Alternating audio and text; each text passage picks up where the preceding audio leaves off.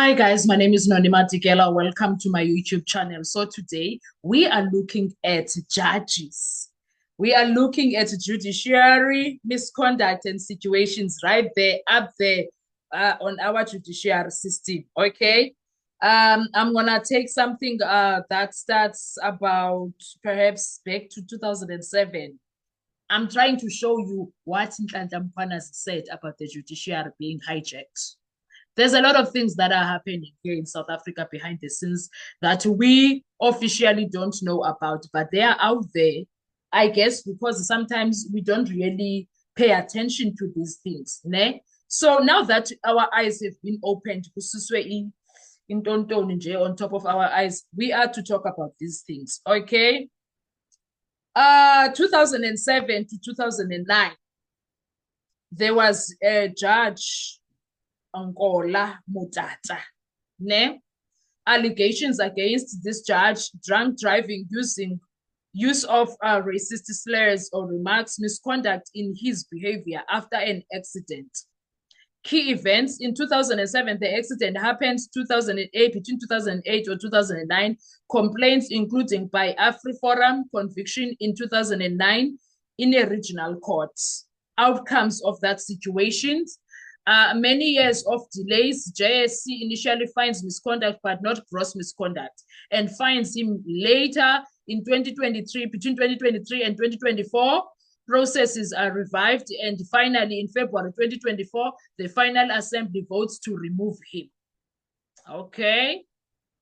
2008, Judge John Hlophe, the Judge John Hlophe, who is now a member of the MK party, you know him, right? Attempted to influence Constitutional Court justices in politically sensitive case, Tint Zuma improper interference. Complaint lodged by the key events were that complaint was lodged by Justice of Concord, long legal or tribunal process. In 2021, the Judicial Conduct Tribunal finds him guilty of gross misconduct. Outcome: after delays, the National Assembly votes in Feb 2024 to remove him. President removes him from office in March 2024. Okay. 2015 to 2016, Judge Mabel Jansen. Problems: racist remarks on Facebook, statements that were widely condemned, including implying graping is part of Black culture, bias or prejudicial attitude. JSC recommended a tribunal. She is placed on special leave, public pressure mounted. She eventually resigns before being fired. Okay. I hope that that's not where it ended. She lost everything. I hope so. 2020 to 2023, Judge President Selby Mbenenge from Eastern Cape. Sexual harassment complaint by a clerk, allegations of inappropriate behavior or message or unwanted advances. I complaint lodged by December 2022, investigated by Judicial Conduct Committee. In September 2023, a prima facie case found, tribunal constituted. As mid of 2024, case still under tribunal, under process. Special leave taken by the judge, no removal yet. Even in 2025, they were still busy. They are still busy with it. 2023 to 2025, Judge Nana Tinswalo Makubele. Issue: conflict of interest, act as a judge while chairing PRASA board, making decision on behalf of PRASA, secret settlement, interfering with operations, breach of separation of powers, and ethics. Tribunal finds gross misconduct. The JSC considers removal, public or media scrutiny. Things that happened. The outcome: as early of 2025, JSC endorsement of tribunal findings, recommendation to Parliament for removal. Okay. Do you see? Do you see?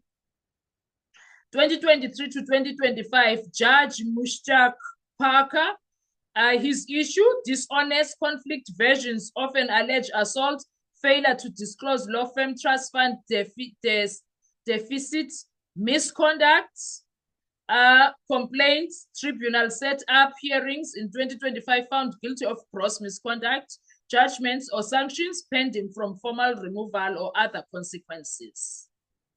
Do you see the things that the judges do, guys? I'm still going to tell you more.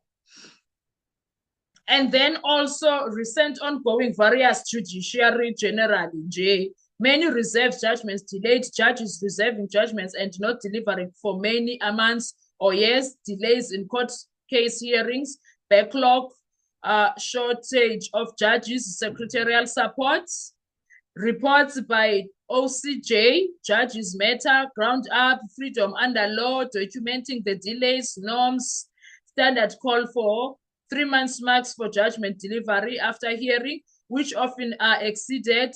Specific cases, Judge Jacqueline Hendricks took 3 years for a judgment she reserved in July 2020, only delivered in 2023. Whoa! Some of remedial steps, reporting, publicizing media scrutiny, but many delays remain unresolved in terms of sanction or systematic fix.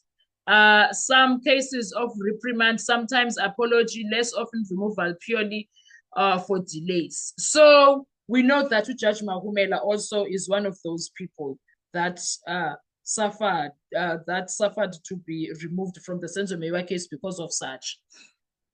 Additional institutional points, delays are pervasive and affect many judges and many divisions, not isolated incidents. There is a chronic backlog of judgments. Shortage of supporting staff and resources, secretaries, research assistants, etc., is frequently cited as a cause of delays. The judge's support structure often under strain. Procedural and constitutional complexity. Processes for misconduct or removal are long. Multiple bodies involved: Judicial Conduct Committee, Judicial Conduct Tribunals, JSC, Parliament, which adds to time also because those are busy places. Transparency concerns: some tribunals are partly or fully closed.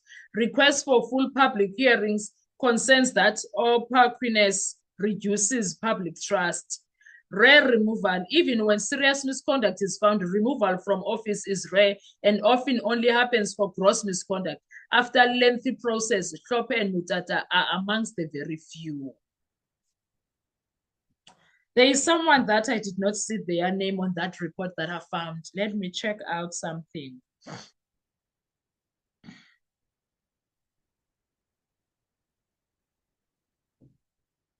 Because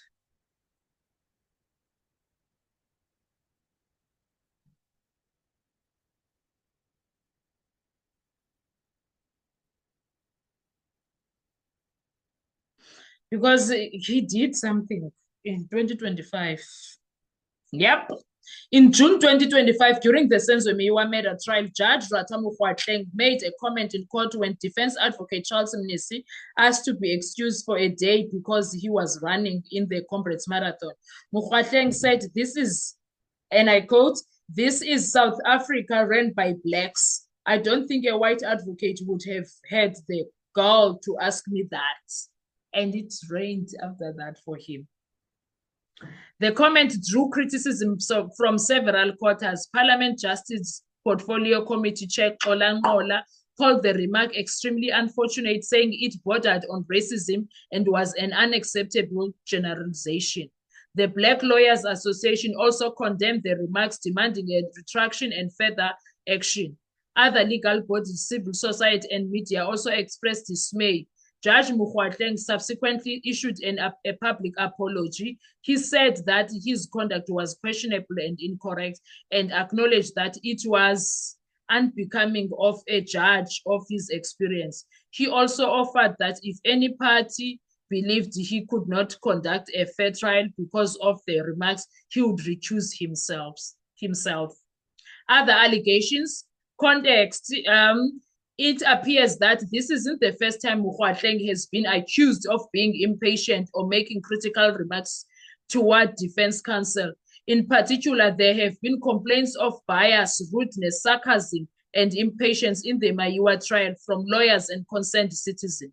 For instance, he reportedly said to some black lawyers in court and in another matter related to Maiwa trial, "Is this how black lawyers behave?" Some of them, after a defense counsel failed to be present or notify the court appropriately. Assessment: does this amount to judicial misconduct? Some observations regarding what Judge Ratta did. Tone and content: the remarks contain racial generalization and imply differential behavior based on race that undermines impartiality, or at least gives the appearance that race plays a role in his expectations of behavior. That's serious for a judge. Apology and recusal offer. He publicly apologized and offered recusal. Those are mitigating steps. It suggests recognition that his conduct crossed a line. Reprimand: it's been reported he was reprimanded by his judge president and deputy judge president. No formal tribunal or findings of gross misconduct so far. I didn't find evidence from what I could access of him in other matters where that has been a judicial conduct tribunal formally finding him guilty of misconduct. In respect of these statements, it appears more like a case of unacceptable remarks, public criticism, and the apology that he did. Okay, so, and then that's that when it comes to Judge Ratta Mokgoatleng.